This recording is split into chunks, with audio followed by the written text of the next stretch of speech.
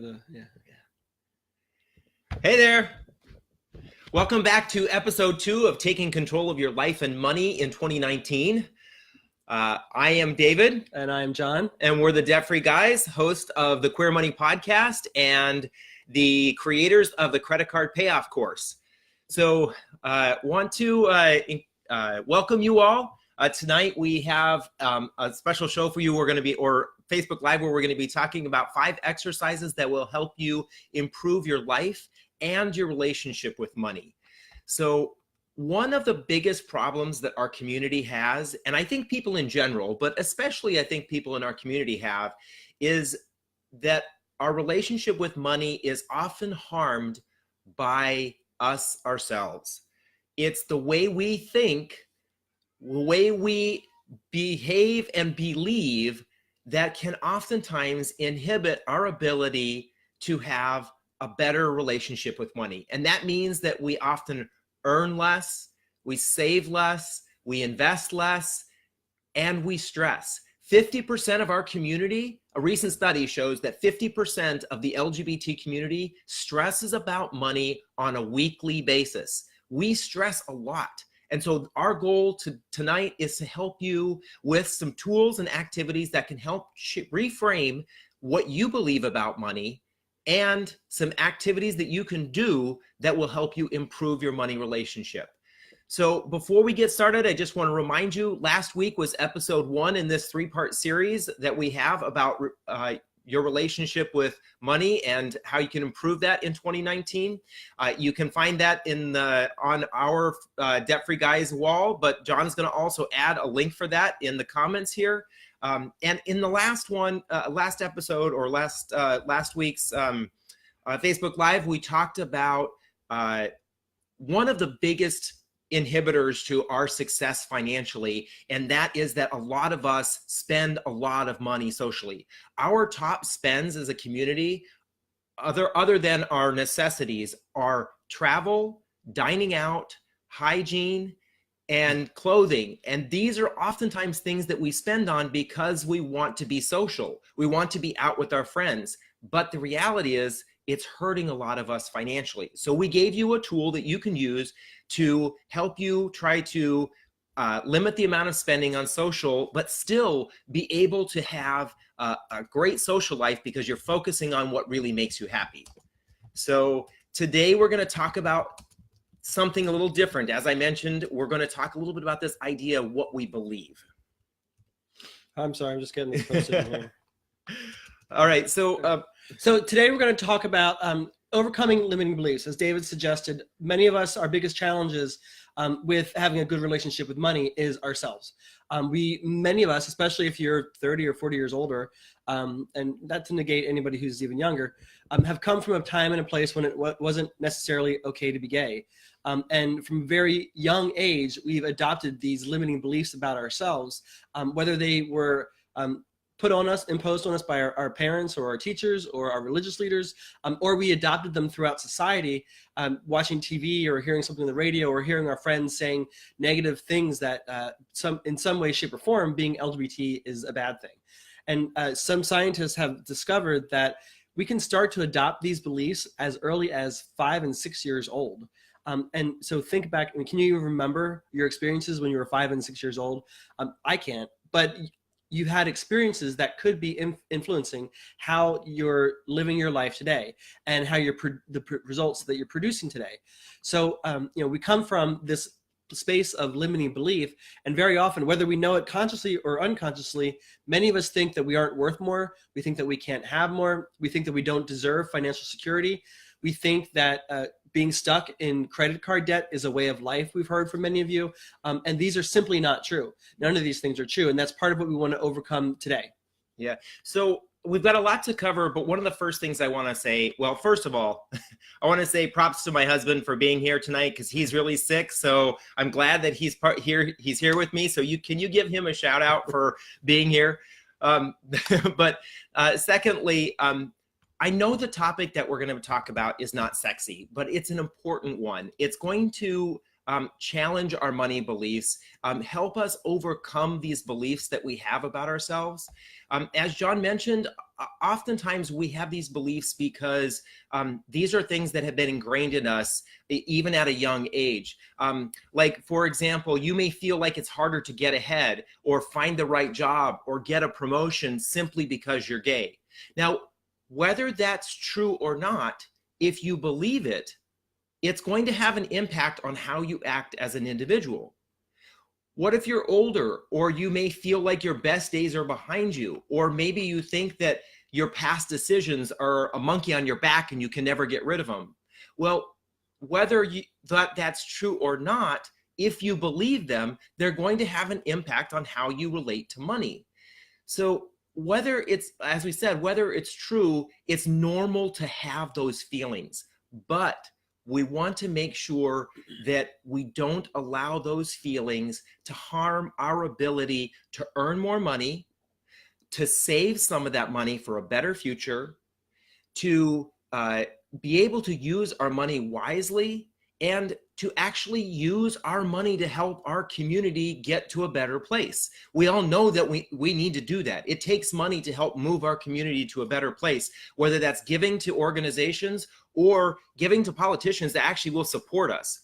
That's something we have to do. We are fighting for our community, and we can't do that when we are out of control financially. So we want to go back a little bit to some of these beliefs we may have. Maybe some of them are from our time period when we were younger.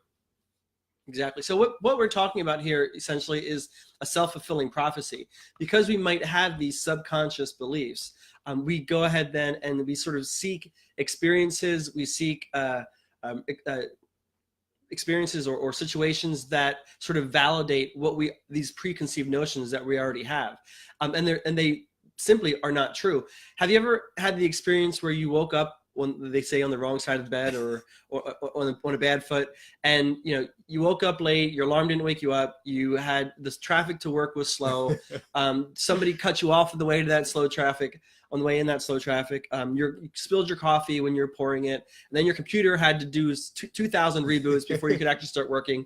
Update after update. Real life example. And then you just nothing that you actually did made these series of events happen. They just seem to be happening. Well, could it be that on a subconscious level, it's a thinking that you somehow adopted that morning, something happened adverse or whatever, and that you've sort of created these series of events?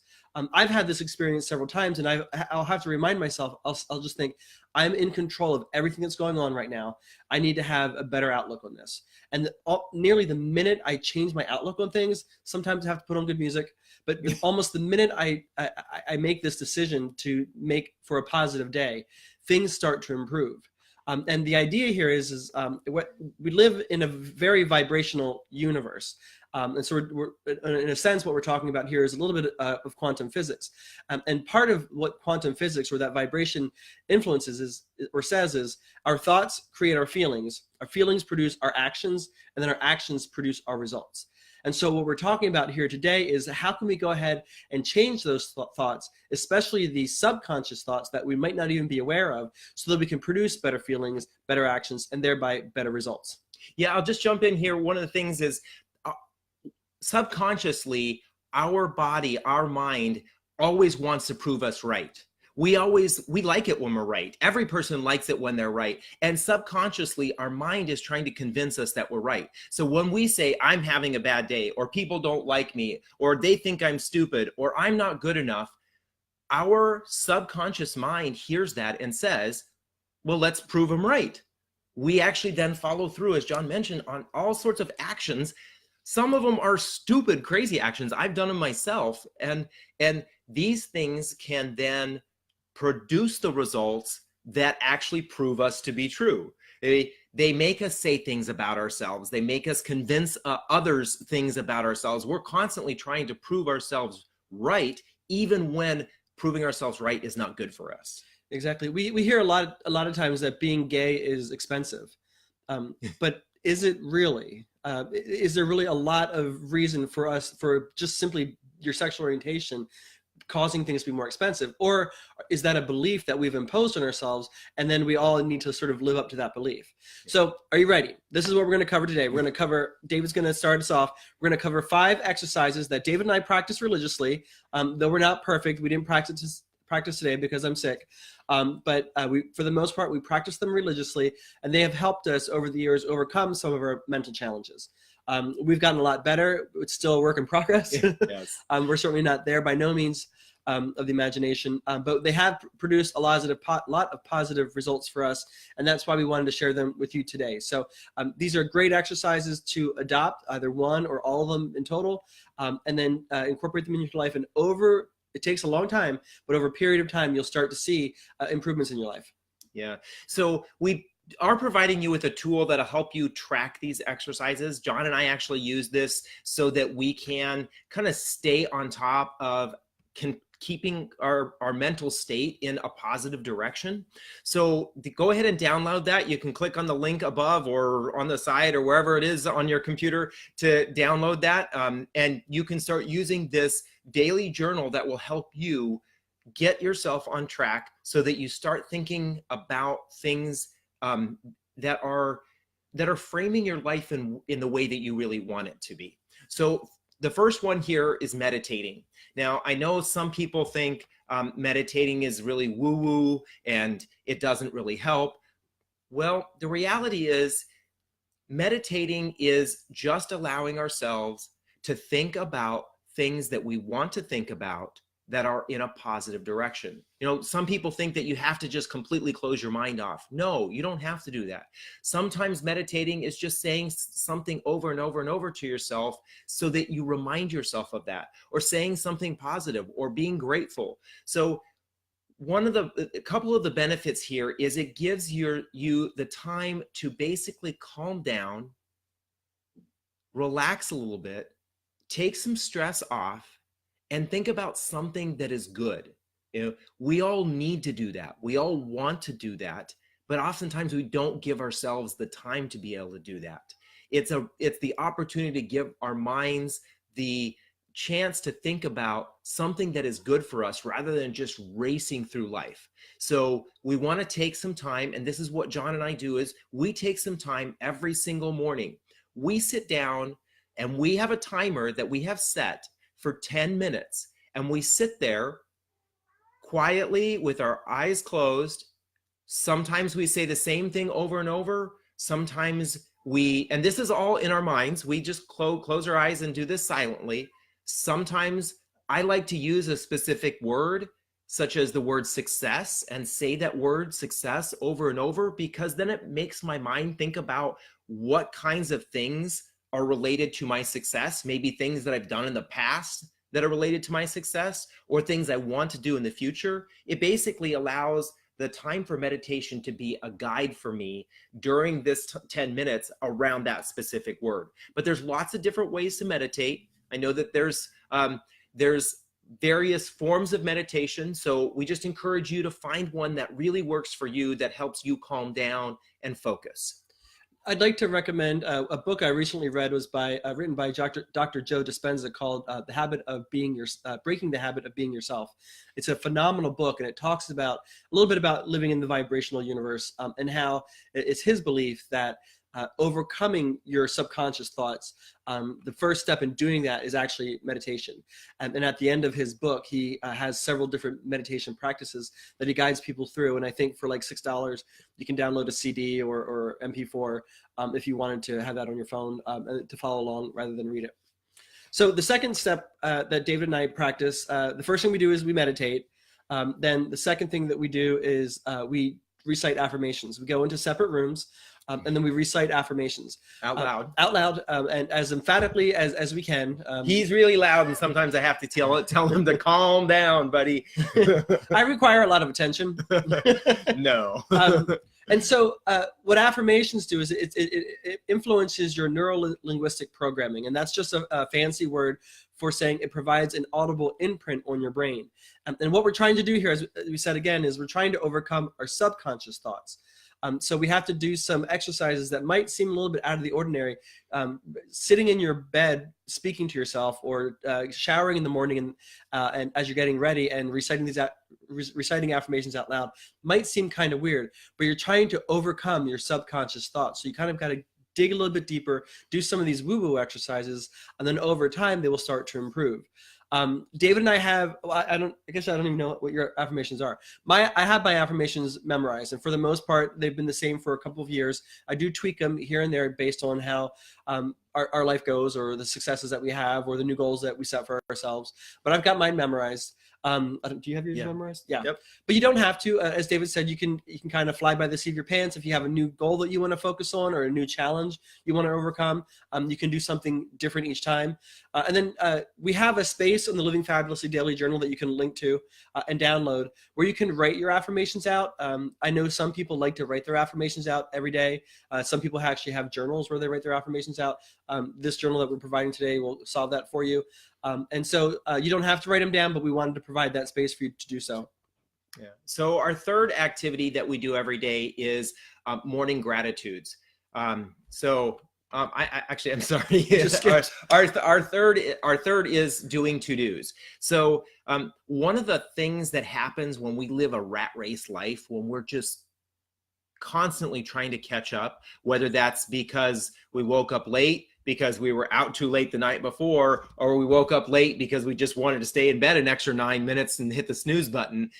When we constantly are in that rat race, we stop focusing on the most important things because we just want to make breakfast, get to work, read emails, respond to emails. We just have this bang, bang, bang. We just bang things out. Well, one of the things that we have found is by stopping in the morning and writing out at least the 3 most important things, but oftentimes we do more, the most important things that we need to do. If we do that first, then it allows us to say, how do we focus on those first? And then we can move on to the less important things. Because our life is if we don't focus on the important things, our life will fill up of unimportant things. And if we are not focusing on the important things for us, our lives will fill up with the important things for other people. And so if you're trying to improve so that you can make more money, if you're trying to save, if you're trying to spend less, by setting aside the things that you need to do and doing those first, you will be able to achieve those goals. And when you achieve those financial goals and you are taking care of your finances as an important aspect of your life, you're going to alleviate that stress that we talked about at the beginning. Exactly. What David touched on a little bit there is focusing on the one thing, or your essential intent. And that's a topic that we covered in our Queer Money Live. We do Queer Money Lives every week in the Queer Money Facebook group. So I'm going to provide a link here to last week when we discussed that particular topic. And it might be that you have responsibilities to someone else that don't necessarily align with what your one thing or your essential intent is. We've all got jobs, right? And sometimes those jobs don't necessarily align with what our ultimate goals are. This is one way that jotting your essential intent down for one day or for that particular day is a great way to say, while most of my day might be full of living up to other people's expectations, I want to make sure I at least accomplish this one thing for myself so that I can get that much closer to what my end goal is. Then the next thing that David and I do in the morning, we do this all in the morning. Number four is we do morning gratitudes. There's one of my favorite quotes from Oprah Winfrey, is who I just love to death, is be thankful for what you have. You'll end up having more. If you concentrate on what you don't have, you will never, ever have enough. And I think it's so powerful. There are so many times, especially David and I have had this experience, where we're so focused on everything that's not working right. We're so focused on the things that we don't have because we're so focused on trying to achieve certain goals, and we realize that they're not here yet. We haven't achieved them yet. And we can get so mired down in this feeling of lack that it can just feel like our lives are horrible. And then we've got to remind ourselves, we've got a lot of great things going on. And for the most part, most of us who live in America have a lot of great things going on. That's not to say that we don't have challenges. That's not to say that things aren't occasionally bad. We all go through winters, springs, and summers. But for the most part, we all have a lot of really good going on in our life. And even if you only have a little bit of good to focus on, focus as much on that. And according to Oprah Winfrey, and who's going to argue, things will just get better. And we've known this in our own life. When we focus on the positive things, things just start to turn around and be more positive. Exactly what I talked about in the first recommendation. All right. So John just mentioned we do morning gratitudes. Well, we bookend our day with evening gratitudes. As John mentioned, it's so easy to drift into negative thinking or thinking about scarcity or lack or wanting. That's one of the biggest ways that we can distract ourselves, is by focusing on what we want. And when we do that, we end up thinking, well, I don't have it. And if I don't have it, I must not be good enough. And we can just all of a sudden go down in this hole of negative thinking. So John and I like to bookend the end of the day with these positive gratitudes as well, saying we're thankful for what's happened today. And one of the best things about that is we share those with each other while we're lying in bed. What has made us happy, what we're feeling really good about. And it really helps us, as we lay down in bed, get ready for a good night's sleep, because we actually end the evening. We don't end the evening having been angry at each other or just watched something on TV that upset us or distracted us. We're actually ending the day happy. And it allows us subconsciously, as we drift off into sleep, to think about those kinds of things, those happy things. And it puts a smile on our face. And we all want to have a smile on our face at the end of the day, right? So that's why one of the Is that the ultimate happy ending? Yes, that is right. Sorry. No, that's okay. So we just gave you 5 things that we do. We want to encourage you to do these too. And I want to get back to the whole reason why we want to do this. We get mired down, as we said, with all of the negative thinking that can come with being a member in the LGBT community. We can get mired down with the idea that there is a pay gap. We can get mired down with this idea that we don't live in a perfectly secure society, or that there is an administration in this country that right now doesn't care whether or not we survive or whether we exist. We can get mired down in that. It's okay to think about those things in a way that we can overcome them, but the same thing goes. That will not happen. We cannot overcome them unless we're thinking about the positive ways to overcome those, the positive ways to start making more money, the positive ways to pay off our debt, the positive ways to be an activist, whether that's boots on the ground, investing in the right kind of companies, or supporting the organizations that support us. We have to be those kinds of people. And these positive actions can put us on the path to being that kind of person. So I just wanted to share an experience with you. One of the things that happens for me when I don't do this. There have been times where John and I have gone through a stretch where we haven't done our affirmations. And oftentimes when I'm not doing my morning meditation and my affirmations, and I skip my journaling, I find myself drifting into negative. And as soon as I start doing that again, as soon as I start the gratitudes, the affirmations, the meditation, it's just like snap. My mood starts to change. I can immediately tell when I wake up in the morning or go to bed at night that I am feeling better. And for me, it manifests itself physically. I start to tighten up. I start to stress. I start to clench my teeth. And when I start doing those things, that starts to go away.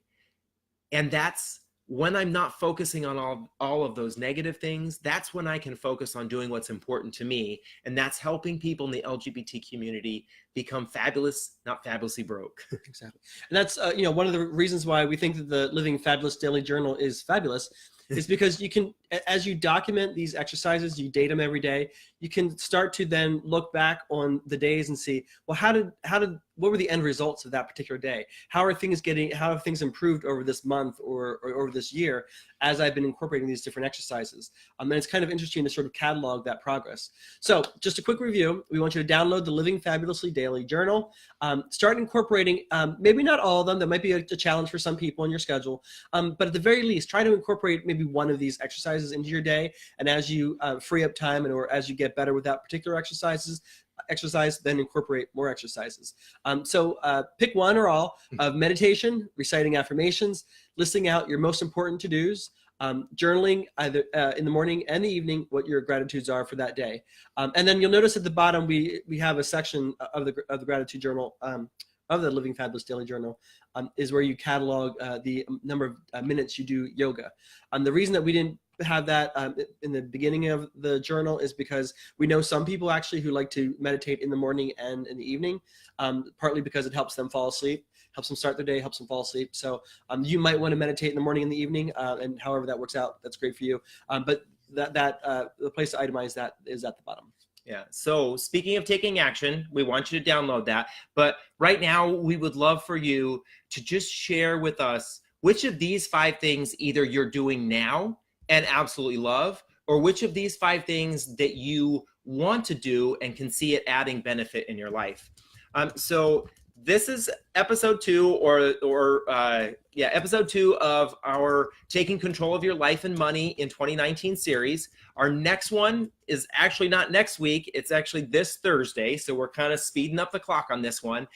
The reason why we've done that is because this one is so important. It is an eye-opener. It is going to, as people who have been through our credit card payoff course have commented on this, this is one of the things that shocked them about their financial habits. And because it was so shocking to so many people who have gone through the course, we wanted to share this one with you because we think it's one of the things that can help motivate you to make the biggest change in your life. And to that point, so the next DFG Live that we're doing is this coming Thursday, in a couple days, January 10th, 8 p.m. Eastern Time, 6 p.m. Mountain Time. And speaking of the credit card payoff course, we've been receiving a lot of questions online about the credit card payoff course, which becomes available January 13th. We're going to discuss that we'll discuss that a little bit in that next video. You'll be excited to hear about it. I'm going to link to some information to it here for you. All right. So again, in the meantime, go ahead and download that journal. Please go ahead and start integrating those activities into your daily life. And if you want to share with us how they've affected you, we would love to hear that. So thanks again.